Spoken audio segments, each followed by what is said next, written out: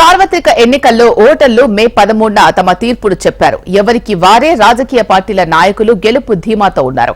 బాపట్ల జిల్లా చీరాల నియోజకవర్గంలో ఎన్నడూ లేని విధంగా 83% ఓట్లు పోలయ్యాయి. అత్యధికంగా మహిళా ఓటర్లు బారులు తీరారు. మహిళా ఓటర్ల మద్దతు జగన్ కేరని అధికార వైసీపీ అంటుంటే ప్రభుత్వ వ్యతిరేక ఓట్లు ఎక్కువగా పోలయ్యాయని టీడీపీ శ్రేణులు అంటున్నాయి.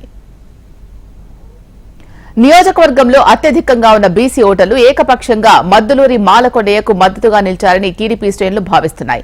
అధికార వైసీపీలో ఉన్న ఆమంచి కృష్ణమోహన్ ఇటీవల కాంగ్రెస్ పార్టీలో చేరడంతో వైసీపీ బలం తగ్గిందని, ఆమంచి కృష్ణమోహన్ కి పడే ఓట్లు వైసీపీ వేరని టీడీపీ శ్రేణులు అభిప్రాయపడుతున్నాయి.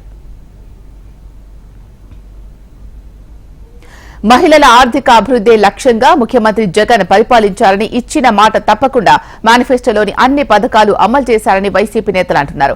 చీరాలలో అల్లర్లు లేకుండా నియోజకవర్గంలో ప్రశాంత వాతావరణంలో ఉంచడంలో వైసీపీ అభ్యర్థి కరణం వెంకటేష్ సక్సెస్ అయ్యారని ఆ పార్టీ నేతలు అంటున్నారు. కరణం వెంకటేష్ క్రియాశీలకంగా వ్యవహరించారని, చీరాల అభివృద్ధిలో తనదైన శైలిలో దూసుకెళ్లారని ధీమా వ్యక్తం చేస్తున్నారు. మాజీ ఎమ్మెల్యే ఆమంచి కృష్ణమోహన్ కాంగ్రెస్ అభ్యర్థిగా పోటీ చేయడం వలన వైసీపీకి వచ్చిన నష్టం ఏమీ లేదంటున్నారు.